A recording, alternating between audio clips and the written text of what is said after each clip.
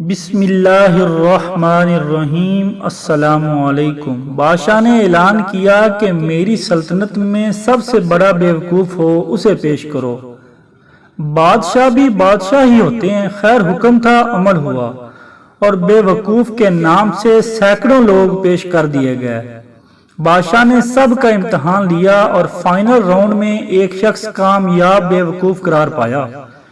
بادشاہ نے اپنے گلے سے قیمتی ہار اتار کر اس بیوقوف کے گلے میں ڈال دیا۔ وہ بیوقوف اعزاز پا کر اپنے گھر لوٹ گیا۔ ایک عرصے کے بعد وہ بیوقوف بادشاہ سے ملنے کے خیال سے آیا۔ بادشاہ مرض الموت میں آخری وقت گزار رہا تھا۔ بادشاہ کو بتایا گیا۔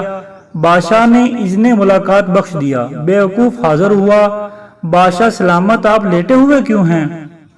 بادشاہ مسکرایا اور بولا، میں اب اٹھ نہیں سکتا کیونکہ میں ایک ایسے سفر پر جا رہا ہوں جہاں سے واپسی نہیں ہوگی، اور وہاں جانے کے لیے لیٹنا بھی ضروری ہے۔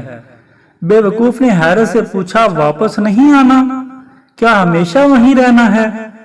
بادشاہ نے بے بسی سے کہا، ہاں ہمیشہ وہیں رہنا ہے۔ بیوقوف نے کہا، تو آپ نے وہاں یقیناً بہت بڑا محل، بڑے باغیچے، بہت سے غلام اور بہت سامان عیش روانہ کر دیا ہوگا۔ بادشاہ چیخ مار کر رو پڑا۔ بیوقوف نے حیرت سے بادشاہ کو دیکھا۔ اسے سمجھ نہ آئی کہ بادشاہ کیوں رو پڑا ہے۔ روتے ہوئے بادشاہ کی آواز نکلی، نہیں، میں نے وہاں ایک جھونپڑی بھی نہیں بنائی۔ بیوقوف نے کہا، کیا ایسا کیسے ہو سکتا ہے؟